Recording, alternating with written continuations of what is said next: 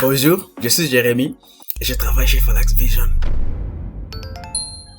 Bon, parmi beaucoup de nos services, nous offrons la conception des sites web et aujourd'hui je vais essayer de clarifier quelques confusions parce que beaucoup de nos clients nous demandent vous avez ceci, avez-vous déjà réalisé ce sorte de site web, de quelle sorte de site web ai-je besoin, ceci ou cela. Aujourd'hui je vais clarifier tout cela et pour m'aider à bien être organisé, je vais utiliser un article que nous avions écrit. Cet article est sur notre site web et je vais mettre son lien dans la description. Bon, cet article est bien détaillé. Et comme vous allez voir, il y a même un table de matière pour vous aider à bien naviguer. Et la première sorte de site web que je vais noter ici, c'est sur des sites web qu'on appelle des sites web de vitrine. Et ce genre de sites web sont simples à comprendre, comme c'est écrit ici.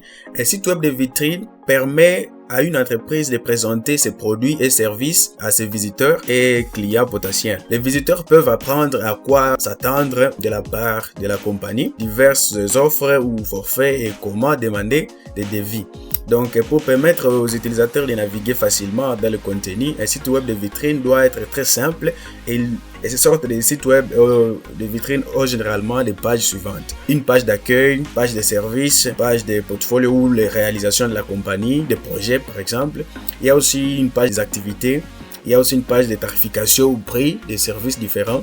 Il y a aussi souvent une page de questions fréquemment posées, aussi connue comme les Frequently Asked Questions en anglais. Il y a aussi souvent une page de galerie. Il y a aussi souvent une page d'à propos de nous, qui est une page qui contient les détails de la compagnie, une petite historique, l'équipe, qui est le chef, qui est le DG, tout ça. Il y a aussi souvent une page qui permet aux visiteurs de contacter la compagnie. Voilà les quelques pages associées à un site web de vitrine et il y a un exemple ici d'un site web de vitrine qu'on a déjà réalisé à un client de nous. Voici un exemple de site web de vitrine. Comme vous voyez, comme je disais, il y a souvent une page d'accueil, il y a une page d'actualité, documentaire, galerie, me contacter. Si vous voulez explorer ce site, je vais mettre aussi le lien dans la description. La deuxième sorte de site web, comme vous aviez vu déjà, ce sont des sites web des institutions ou sites web institutionnels. Et ces sites web, on nous dit ici qu'il appartient généralement à des organisations gouvernementales et politiques, ou peut-être à des institutions économiques, des instituts de recherche, des organisations non gouvernementales, comme je disais, des organisations à but non lucratif et aux organisations de gestion des ressources. Ces sites web, comme c'est écrit ici, les sites web institutionnels permettent aux institutions ou aux entreprises de partager leur contenu. C'est ce qu'on appelle les communications institutionnelles. Donc, ce site web permet aux institutions, aux organisations de se présenter à leurs investisseurs, quoi. Tout le monde qui est concerné avec l'entreprise peut accéder au site web et savoir les quelques projets qui sont là ou qu'est-ce qui est à venir ou comment, par exemple, faire des dons si c'est un site qui reçoit des dons. Et un exemple de ce site web institutionnel que nous avions listé ici, c'est le site web de primature.gov.cd. C'est un site web du gouvernement congolais. Et vous pouvez voir le site web, ils ne vendent pas nécessairement des produits ou des services, mais ils présentent l'organisation d'une manière un peu détaillée pour que les gens extérieurs ou la population puissent soutirer un peu plus de informations concernant l'organisation. Et la troisième sorte de sites web que nous avons cité ici, ce sont des sites web professionnels ou des sites web de CV. Les sites web sont simples à comprendre, comme on nous dit ici, il peut s'agir des sites web où vous présentez votre nom, votre sexe, votre pays de résidence, votre motivation, vos motivations, vos convictions, ainsi de suite. Vous pouvez aussi également décrire ce que vous faites, vos formations, vos expériences professionnelles et parfois des événements ou des activités antérieures auxquelles vous avez participé. Donc vous comprenez qu'un site web de CV, c'est un site web qui vous présente tout comme votre CV le fait. Ici, il y a quelques questions qui sont souvent posées concernant les sites web personnels et nous avons essayé de les clarifier ici. La première question étant, ai-je besoin d'avoir un site web personnel ou un site web de CV? La réponse est oui. Comme on nous dit ici, avoir un site web personnel vous permet de vous présenter d'une manière que vous ne pourriez jamais le faire sur les réseaux sociaux. Beaucoup de gens pensent qu'avoir un compte ou une page sur les réseaux sociaux c'est suffisant. Non, ce n'est pas. Parce que là-bas, vous pouvez ne pas présenter quelques aspects de vous-même comme vous le voudrez. On dit ici que le site web de CV ou le site web personnel nous permet de faire cela. Il vous permet également de présenter vos idées de manière organisée avec un contrôle total sur comment et où les éléments doivent apparaître. Le plus important de tout ceci, c'est que tout cela se fait en un seul endroit. Donc vos visiteurs n'ont pas besoin d'aller se chercher ou ceci ou cela. Non, toutes ces informations sont placées en un seul endroit. La deuxième question est combien coûte la création de mon propre site web? Et la réponse à ceci peut varier dépendant des sortes de sites web que vous voulez, les fonctionnalités que le site aura. Et pour cela, je vous permets d'aller lire sur notre site web ou de nous poser la question, section des questions, des commentaires ci-dessous, pourra vous expliquer. Et la troisième question ici est dois-je créer mon propre site web moi-même ou devrais-je engager quelqu'un pour m'aider? Cette question est un peu plus complexe. Je vais vous demander d'aller lire ce paragraphe ici pour comprendre, mais si vous avez des questions, si vous pouvez nous poser des questions dans les commentaires. La réponse simple dépend de votre capacité. Si vous connaissez comment développer un site web, donc oui, vous pouvez le faire vous-même, mais pour la qualité, la sécurité, l'optimisation, surtout les moteurs de recherche, le placement des éléments, tous ces détails-là, vous pouvez le faire vous-même, vous pouvez penser que vous le faites bien alors que vous faites quelques erreurs. Donc, il est conseillé de donner ce travail-là aux professionnels qui savent ce qu'ils font. Comme nous, par exemple.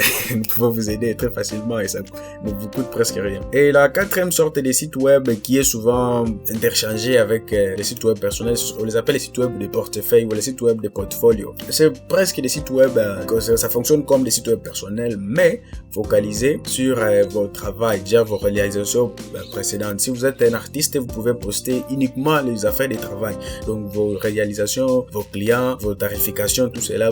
Donc contrairement au site web personnel qui vous présente vous-même comme une entité, comme une personnalité, les sites web de portefeuille, de portfolio, eux vous permettent de présenter l'aspect business, l'aspect de travail seulement. Et pour en savoir plus, je vais vous conseiller de venir lire ce paragraphe ici. Mais moi, je vais sauter sur le cinquième site. Le cinquième site de sorte des sites web, on les appelle les sites web de listing. Les sites web de référencement, également appelés les sites web annuaires ou les sites web de listing, ont pour but de présenter une liste de produits ou de services ou de compagnies classés par catégorie spécifique, parcours, choisir leur préféré afin de commander et d'acheter des produits ou des services. Donc, les sites web de listing, ce sont des sites web qui présentent une liste des services ou des produits ou des personnes ou des compagnies pour leur donner l'opportunité de parler d'eux-mêmes, lister leurs activités, leurs services pour potentiellement avoir des clients. La sorte numéro 6, il y a des exemples. Si vous voulez voir les exemples des sites web, il y a les exemples ici. La sixième sorte de sites web, sont des sites web d'actualité, sites web de journal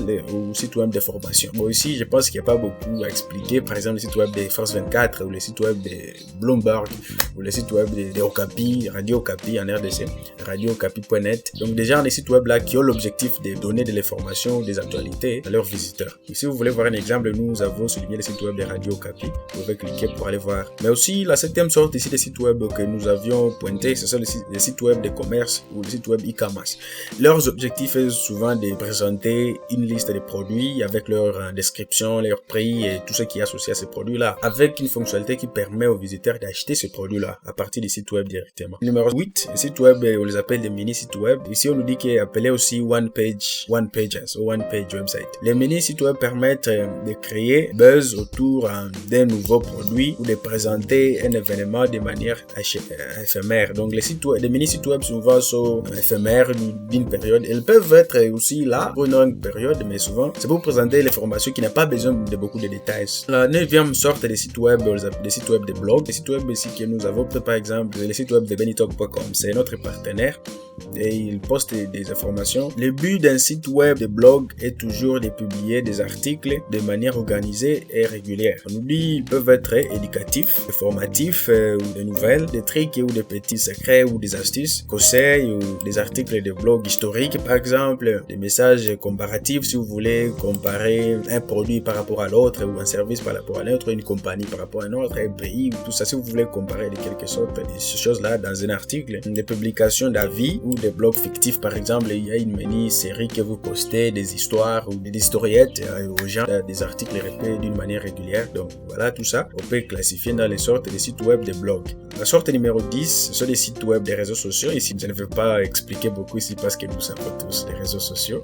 L'autre sorte des sites web sont des sites web de forums ou sites web communautaires. Ce sont des sites web qui permettent aux gens de communiquer en groupe ou de poster des questions ou de poser des questions où les gens viennent et répondre. Donc, ils peuvent focaliser sur une communauté où les gens peuvent interagir. On a des forums, des commentaires, des articles même qui est souvent focalisé sur l'aspect des communautés. Le site web que nous avons soutiré ici comme exemplaire, c'est up2devcommunity.com. C'est un site web d'une organisation basée à Goma, Nord Kivu en RDC, et qui appartient à une compagnie que nous apprécions beaucoup, c'est Up to Date Developers. C'est une compagnie de jeunes développeurs qui enseignent déjà, ils font même des compétitions à Goma. La sorte numéro 12, qui sont des sites web de streaming, et inclure des sites web comme YouTube par exemple. L'exemple que nous avons soutiré ici, c'est l'exemple d'un site web de notre partenaire de nous appelé fleetmusic.com. C'est un site web de streaming de musique. Et on nous dit ici, c'est soit des vidéos, des podcasts, des événements ou des effets spéciaux. Et ces sites web permettent aux visiteurs d'écouter ou de regarder du contenu audiovisuel en ligne sans avoir besoin de télécharger le contenu. Quelques exemples que nous avons cités: fleetmusic.com,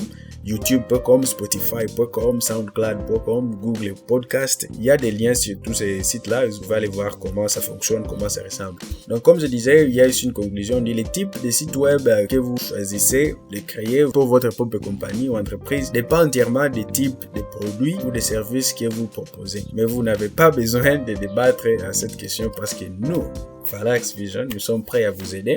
Ici, on vous permet aussi de commencer votre projet directement. Comme vous venez de comprendre les sortes de sites web, vous pouvez seulement remplir ici votre nom, votre adresse email, choisir les sortes de sites web qu'il vous faut. Mettez un petit message là pour nous expliquer vos besoins ou poser une question et vous pouvez envoyer. Ceci va tomber directement dans notre inbox et nous allons savoir comment vous aider. Donc merci beaucoup d'avoir suivi la vidéo. Si vous avez des questions, comme je disais, il faut poser dans la section de commentaires ici dessous, nous écrire directement à partir de notre site web. Je reste Jérémy, je travaille chez Falax Vision. Considérez visiter notre site web parce que nous offrons beaucoup de services. Nous offrons la conception et développement des sites web, le développement des applications Android et la conception graphique, la publicité ou marketing digital sur les réseaux sociaux, sur Google, le pay-per-click, tout ça nous offrons. La photographie événementielle, si vous avez besoin d'un photographe pour vos événements, mariage ou anniversaire. Nous avons aussi une formation informatique que nous faisons physiquement à notre bureau à Bukavu, au Sud Kivu en RDC, ou en ligne. Le programme de formation informatique en ligne va commencer bientôt. Et donc merci beaucoup de suivre la vidéo. N'oubliez pas de liker la vidéo et aussi de s'abonner sur notre chaîne YouTube parce que beaucoup de vidéos vont être publiées bientôt. Donc bonne journée.